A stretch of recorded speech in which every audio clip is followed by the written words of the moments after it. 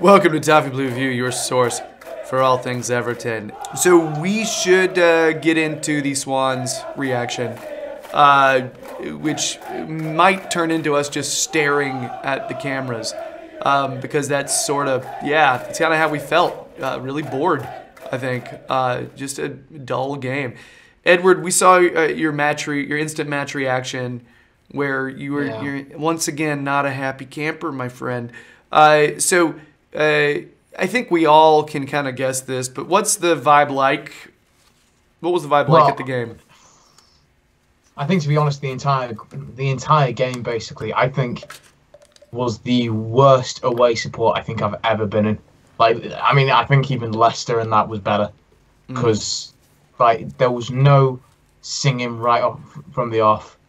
And to be honest, there was only really one chant that was on throughout the entire game, and I'm going to try and keep it PG, so I won't repeat that one. That one was a negative one, was it not? Yes, very derogative towards a certain Mr. Sam Allardyce. But I mean, once we got the goal, the mood perked up a bit. But then, as soon as half-time came, everyone knew we weren't going to keep the lead. I was even saying at half-time, unless we go out fighting, we are not going to hold it, because we're Everton and we can't seem to do that at the minute. And then once we conceded that goal, I think actually most fans will say at the end of that game we were very lucky to get a point out of that. And Swansea, they were incredible support all game. That was a huge game for Swansea. I think me and Gerry discussed it in depth, that we expected Swansea to come out fighting just to distance themselves from that relegation battle, and with Jordan Ayew coming back into the side, he was also always going to be a massive threat, and lo and behold, he got Swansea's goal. What really surprised me about Everton, although as I said, I expected Swansea to be raring to go from the off, was the amount of shots that we let on goal. I think it was 11 Swansea shots, and the amount of time Jordan Pickford was tested, it really it surprised me, really. I expected the midfield and the defence to be really aware of what they were up against, but I think there was one instance, I just caught the highlights, and there was an instance where Luciano Narting absolutely had the runner on Wayne Rooney, and then Wayne Rooney ended up on his arse. And he was bearing down on goal, and if it wasn't for Idrissa Gueye coming across, then we probably would have been 1-0 down there. But I think this adds weight to the argument that Schneiderlin and Rooney struggled to play together, because the how open that defence was left, shall I say, going into next season, that really needs to be addressed and sorted. The defence really needs a lot more cover than it's been getting. Yeah, Max, I think we made a mistake, though, of thinking that we felt confident that Swansea were going to go attacking and they were going to be lively. However, we made the mistake of thinking our manager might go on the offensive, and that we might think, hey, we got nothing to lose right now. We got not a whole lot to play for. Let's just go. And what a letdown. We were idiots, just saying. But you know what? In hindsight, how could we not see this coming? It's Sam. How could we not see it coming?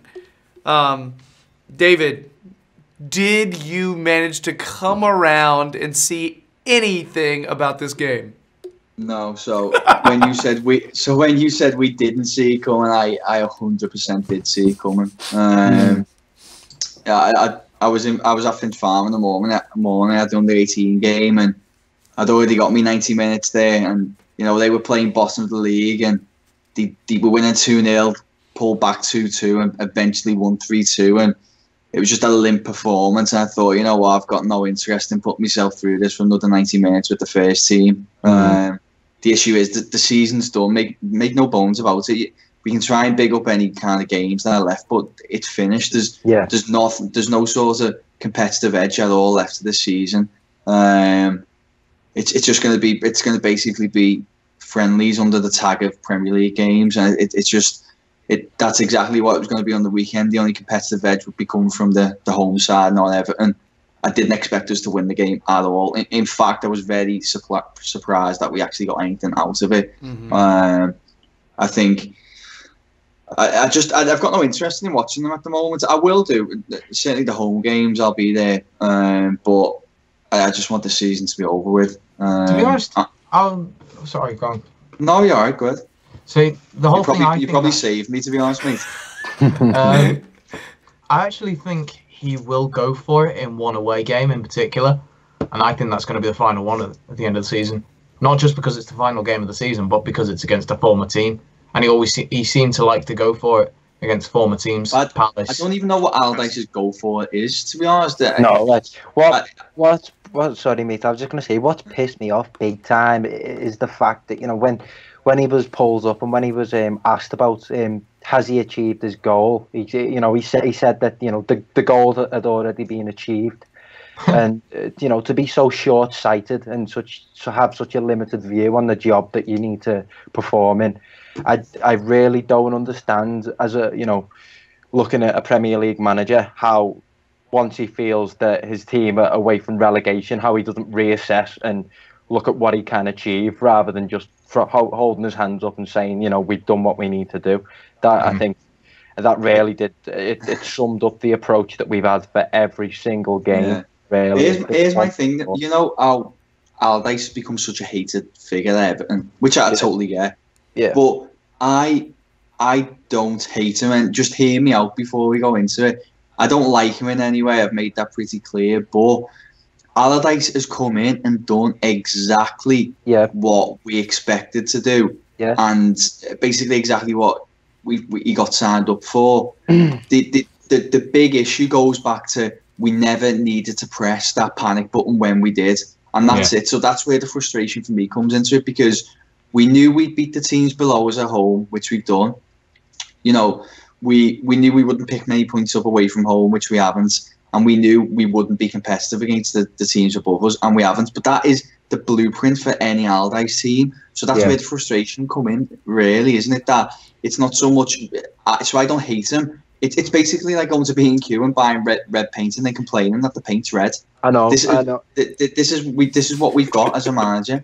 I agree completely with what you've just said. It was, you know, that this is why the majority of my anger came out you know, before, when he was just appointed, before he'd even play a game, because there was also almost as if it was, you know, there was a projection of what would happen with Allardyce as manager of your club. It become, you know, but the fan and the club become very segregated, I think, and it seems to be the manager doesn't so much represent the club. The manager stands on his own and is for his own image, and I feel like that's Sam Allardyce down to a T. And that's why I predicted all these problems, and seeing them happen in front of me, it doesn't really surprise me. Takes the praise, shifts the blame. Yeah, basically. What David said, I'm going to agree. I don't hate him, okay? Because as we talked about last week, Max, it still could have gone worse. This whole thing could have gone worse. Where I'm disappointed is I was hoping. This is a stupid thing to hope, so I'm just going to say it. But it's a stupid thing to hope. But I was hoping that maybe Allardyce surprises us. Maybe he comes in with all these statistics and pragmatism, and it works. Maybe that would happen, and that is not. We are so not surprised. We are sitting here with blank looks on our faces because we are not shocked in any way. You know, Allardyce says, my goal has been reached. We've already reached the goal. Well then, dude, why are you trying to salvage a tie against Swansea? Tell me that. Why are you trying to get a draw? Why are you just trying to salvage 1 point? What are you thinking? You know, we get scored on, and his response is, let's get a center back in there. Let's take an offensive player out. Let's take out an attacker and put in Funes Mori. I'm glad to see Funes Mori play. I'm glad, you know, great, he's getting some minutes. But, dude, do you want to win? What's the point? Yeah. I mean, I know some people that are a bit like, when Allardyce did come in, they were like, oh, right, well, you know, it's at least we'll know we'll be all right, I guess. But I was actually willing, I think I said, I was willing to give him a chance right until I think it was normally around United, maybe, and then I realised we're not going to do anything with this guy, because I was really, really, in a way, wanting him as well to take this opportunity, grab the bull by the horns, and go for it, and actually prove himself not to just be a small club manager. I agree with you. He's just not done it. He's not done it, and to be honest, if he did get 7th this season, I would have said, you know what, stick around next season. You know, prove to all of us that you can do better. But no, he's not done it for me. And to be honest, I just want him gone. Even now, I'm sure. I said on one of the podcasts that we done that if he was to stay on as manager, he needed to win in the derbies. He needed a good cup run or to win the cup. I needed to get 7th. He literally hasn't achieved any of them. David, I thought what you actually said was what Sam needs to do. There you go. No, I'm gonna bullshit. That's not cool. Now you just took the air out of the joke. It's joke. the way you set me up. Well, go on, we have to hear it now. No, set up the bat. Like I thought you were gonna. Yeah, Sam needs to salvage a tie, salvage 1 point against Swansea away, and then he'll get to keep his job. See, the punchline is blown. So my most infuriating moment of the game was Funes Mori coming in for Bolasie, just because I think strategically that pisses me off. That's my most angry moment because I thought. Sorry, go ahead. Sorry, I was just going to ask one question. Why did Gay come off for Banangimi? I thought it was because he was coming off an injury and he was worried that he was going to get hurt late on. Yeah, he's coming off this injury. Funnily enough, I know I saw a lot of Evertonians letting out a lot of anger with that Bolasie for Funes Mori substitution.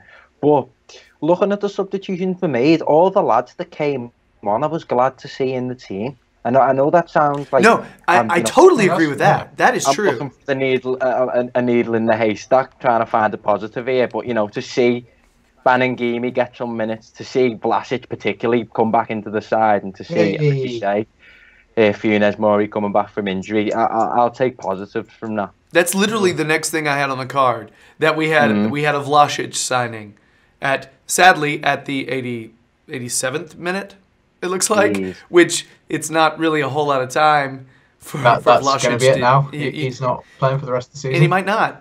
But it's cool. And the good thing is we didn't play him on the wing. We played him as a center attacking mid. So that Rooney role, isn't it? Yeah. I'd love to see him try that. That would be awesome because I think that's his best position.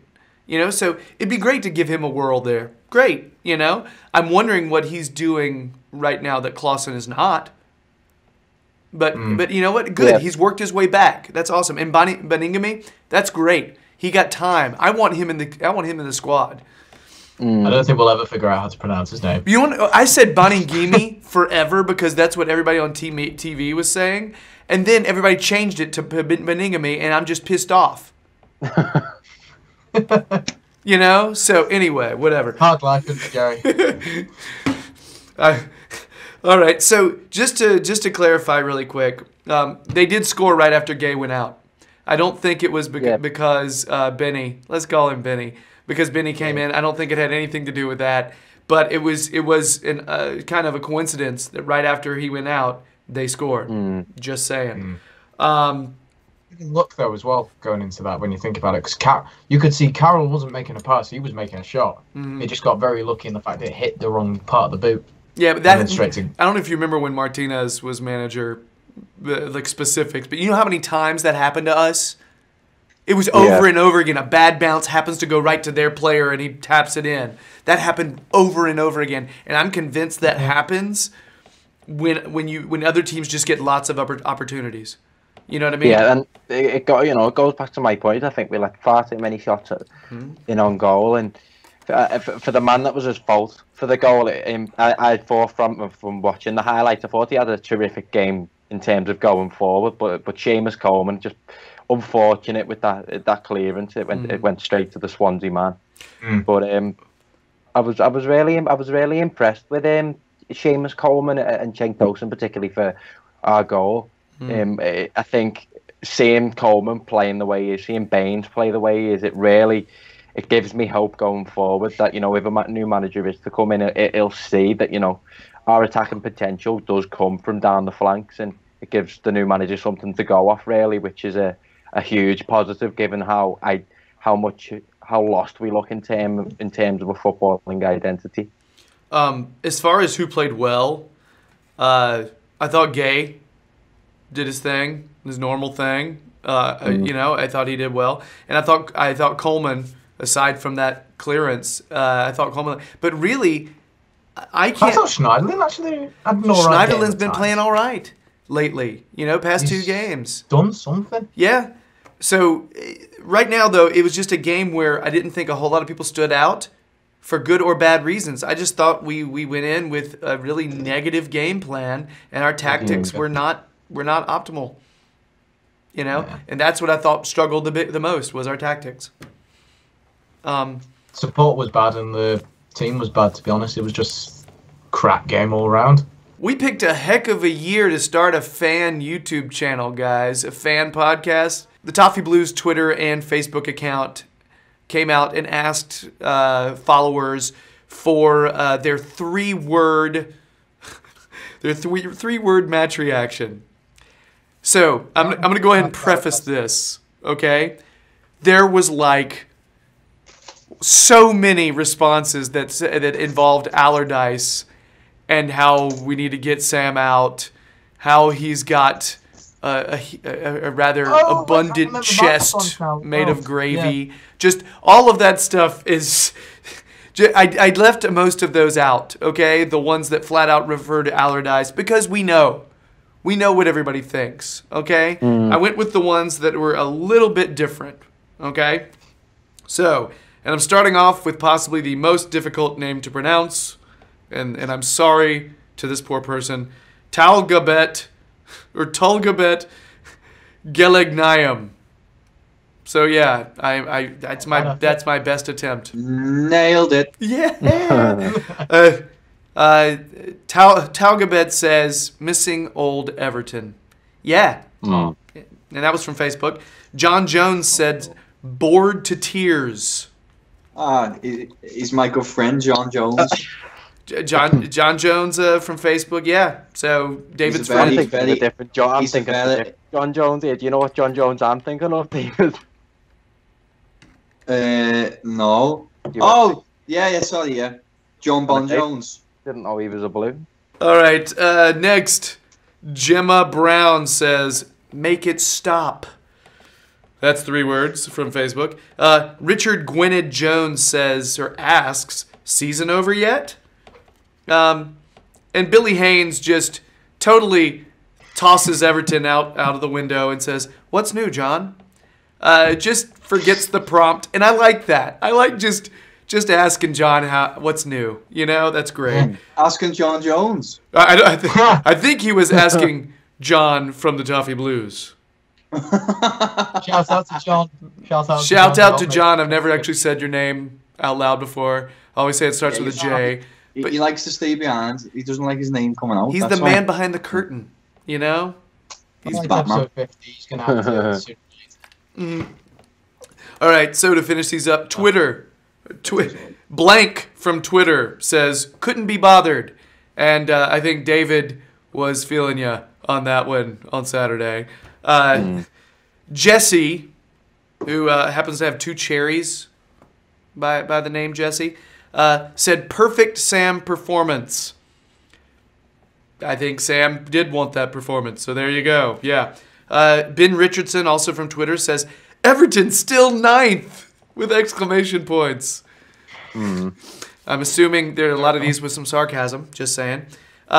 Scott Beeman says above West Brom. This is true. Abayo says facts. Yeah, these are facts. Abayo says more bleach, please. That's agree with that. Must be clean in the bathroom. And lastly, I did tell you that there was one. I thought I was going to cut out all the gravy ones, but I just like this one from Lee Williams. The summary, the instant match reaction, 3 words: Besto gravy granules.